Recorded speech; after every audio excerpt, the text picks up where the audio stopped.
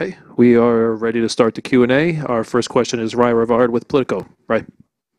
Okay, since I'm the only person here, I'll ask two questions. One, the governors of New York and New Jersey are meeting about a solution to the Waterfront Commission. I just wonder if the Port Authority is getting any more involved than it has been in the past, or can make any more comment than it has in the past about that sort of situation and licensing of dock workers. And then two, there's been some issues with PATH lately. I'm wondering if what's going on, how unusual this is, and if there's a sort of plan to fix it, or if something's deteriorating more than expected.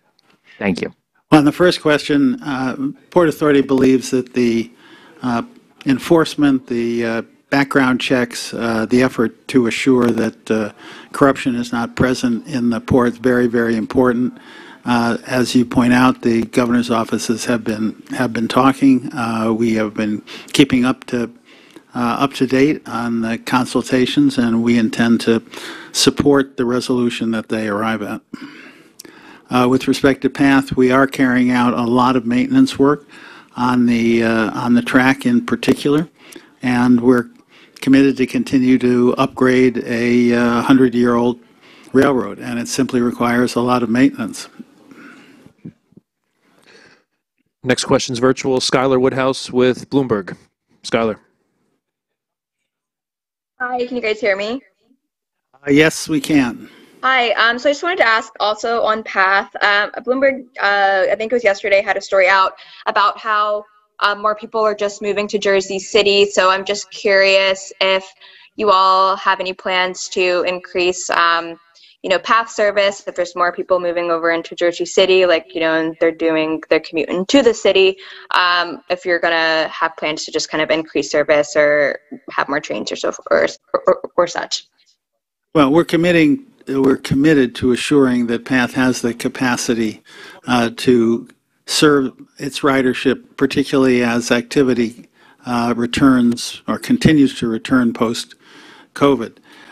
Take note of the fact that ridership at PATH right now in March, for the first time, passed the milestone of being 60% of its pre-COVID 2019 levels.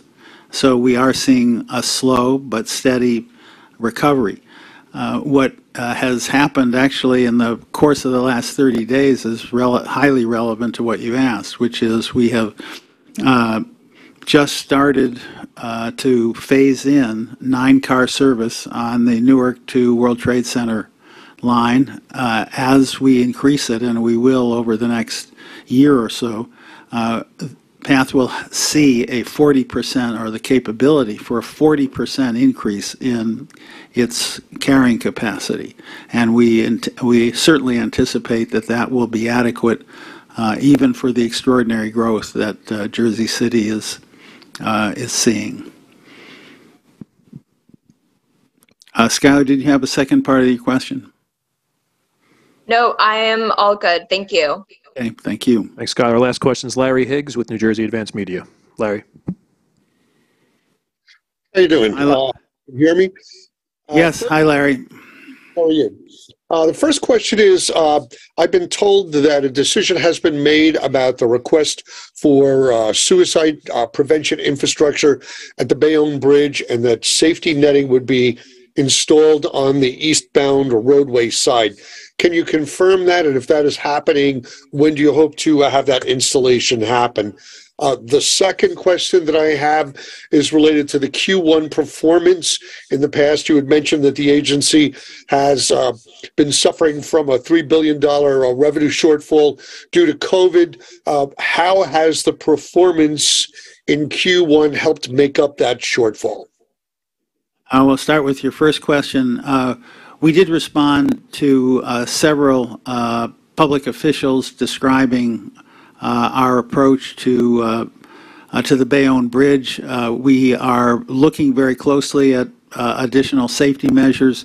Remember, there is a safety netting where on the side of the bridge where there is a sidewalk, and so we are looking very carefully where there's no sidewalk at a variety of expanded safety measures, but we haven't reached a definitive conclusion yet.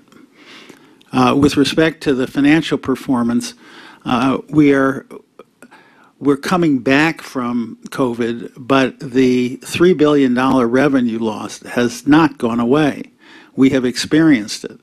And so the result of that is that $3 billion, which was built into our capital planning, is simply not available as support for either our current capital planning or our future capital planning. The result is we still are in a very constrained capital environment. It is very important for us to see renewed activity levels, and certainly in terms of what we are reporting for Q1, the airports have now gotten back to 2019 levels. The bridges and tunnels have gotten back to 2019 levels. But what you have to remember is that our capital planning occurs years in advance and extends over a 10, 20, 30-year period. So the capital plan had been sized assuming that there would be steady growth from 2019, post-COVID, pre-COVID, continuing on during the period of time for which we sell bonds. So what happens with COVID is it knocked us down. Pleased to say that the recovery has now, particularly with respect to the airports and the bridge and tunnels, but it is starting from a lower level. So the growth line is still down compared to where it was or would have been if there hadn't been this interruption and this $3 billion of revenue simply disappeared. So that's a long answer to your question. I think the short answer is activity levels are back. Growth has resumed. Never bet against New York and New Jersey.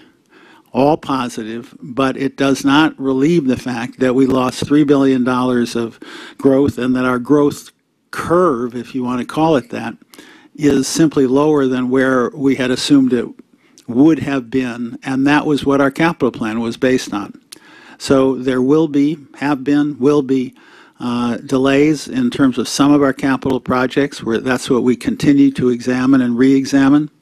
But delighted to see the activity levels resume, and certainly this summer is going to be a very, very strong summer for air traffic.